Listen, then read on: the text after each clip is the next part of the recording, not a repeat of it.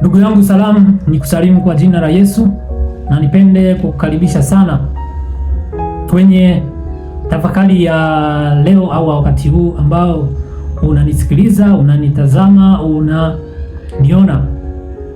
Basi leo niendelee na ile tafakari yangu ya upendo wa Kristo au upendo wa Mungu ambao Yesu Kristo alipokuwa anafundisha alisema kwamba hakuna upendo zaidi ya kutoa uhai wako kwa ajili ya watu wengine. Kwa kuwa Yesu Kristo ameutoa uhai wake kwa ajili yetu, basi na sisi hatuna budi kutoa uhai wetu kwa ajili ya watu wengine. Kwa hiyo nikawa nasema kwamba upendo kwa kweli ni pale unapomsaidia mtu kwa ajili yake, kwa faida yake, kwa manufaa yake, kwa advantage yake. You assist him more for a advantage. Unamsaidia mtu kwa faida yake mwenyewe, sio kwa faida yako. Kwa nikawa nazungumzia upendo usiokuwa na unafiki kama alivyoandika katika Warumi 12:9 kwamba upendo usiokuwa wa kinafiki. Lakini nikazungumzia watu wanaotoa misaada kwa manufaa ya kupata jambo fulani ndani ya huo upendo wanakouita upendo. Basi na leo nitazungumza kidogo tena, kwa sababu hii channel mara nyingi itakuwa inahubiri upendo. Upendo ndio jambo kuu sana. Na Yesu Kristo alipokuja, ukisoma ile wa Luka 10 ambapo walikuwa anamzungumzia yule Msamaria ambaye alimsaidia mtu aliyekuwa amepigwa na wanyang'anyi akatupwa. Alikuwa huyo Msamaria alikuwa wala sio mtu wa dini, wala sio asali, wala ashiriki kwenye mambo ya makanisani huko, lakini kwa tendo alilolifanya kumsaidia yule mtu aliyekuwa ametekwa au amepigwa na wanyang'anyi, alionekana ana upendo kuliko makuhani, kuliko Walawi ambao walikuwa wao wanakimbia kwenda makanisani kusali. Alionekana yule mtu ana upendo sana. Lakini Rahabu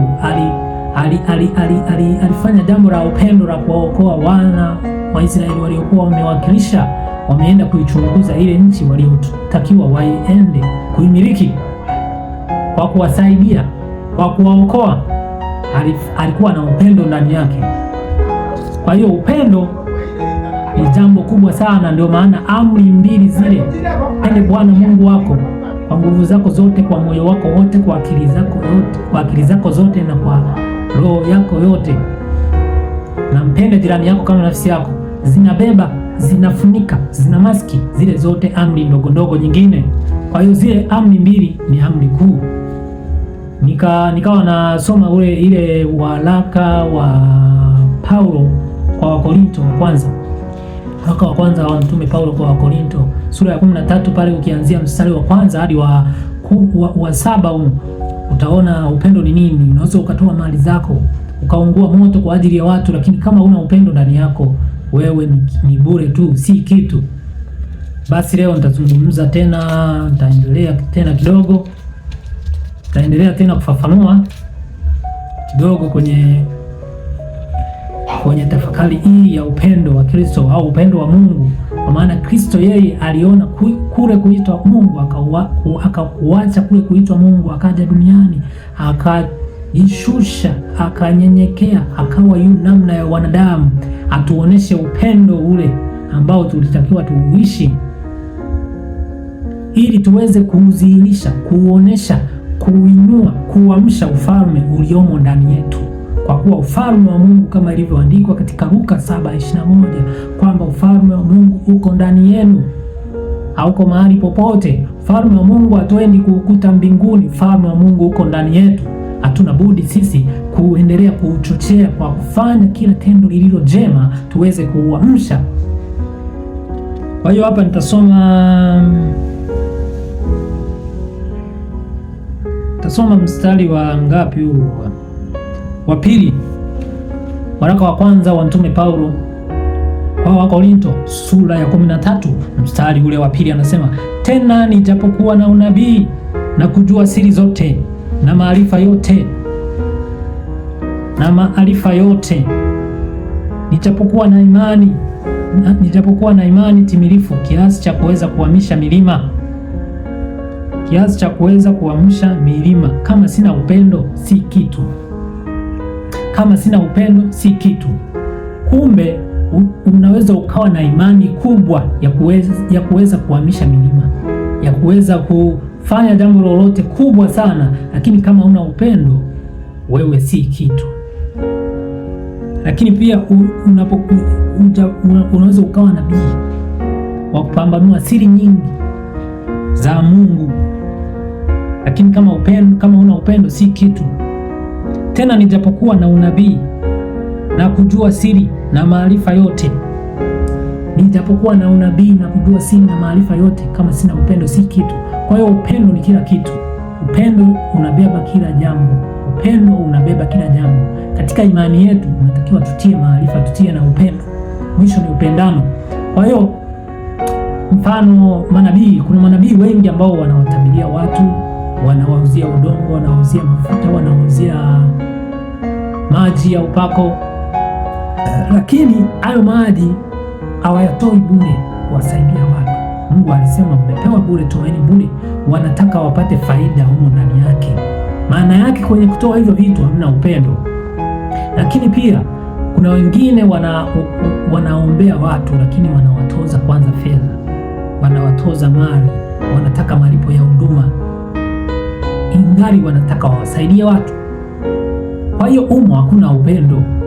Mtu unampigia simu ana shida, mtu ana shida ya kuombewa, labda amepata na changamoto ya kiafya, amepatwa na maruerue, haelewi maisha, anamtafuta mtumishi wa Mungu, anamtafuta mtumishi wa Bwana ili amwombee, ila mtumishi yule wa Bwana anamwambia toa kiasi fulani cha fedha. Huo sio upendo. Hapo hujamsaidia huyo mtu, hujamuokoa, hujamtoa kwenye shida alionayo. Kwa hiyo jambo la kwanza ni kumsaidia mtu kwa faida yake, atoke kwenye zile changamoto alizonazo. Yeye mwenyewe akiona kuja kuleta shukrani kwako ataleta, ila kwa kufanya kwa faida kwamba upate chochote na wewe yeye apate, asaidike na wewe upate kitu, huo sio upendo.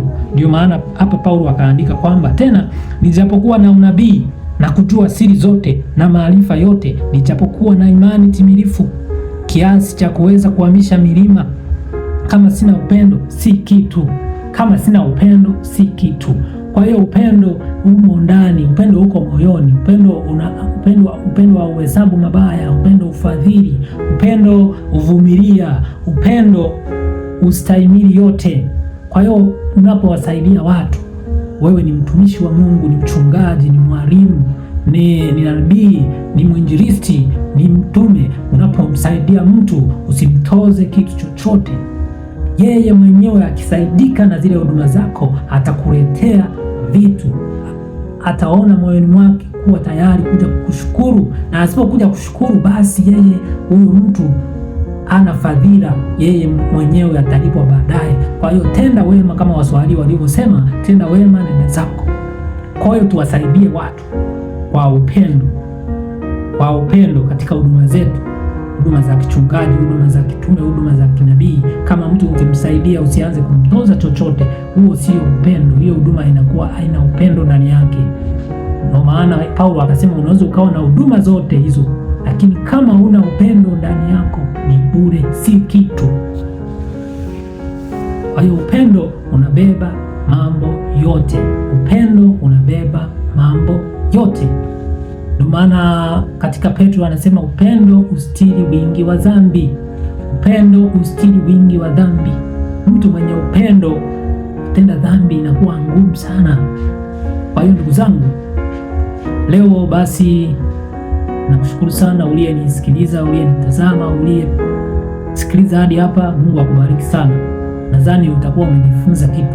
Kwa hiyo mtu anaweza akawa na unabii, akawa na uwezo wa imani kubwa ya kuhamisha milima, lakini kama hakuna upendo si kitu. Nimesoma kitabu kile cha Wakorintho wa kwanza 13 na mstari ule wa 2.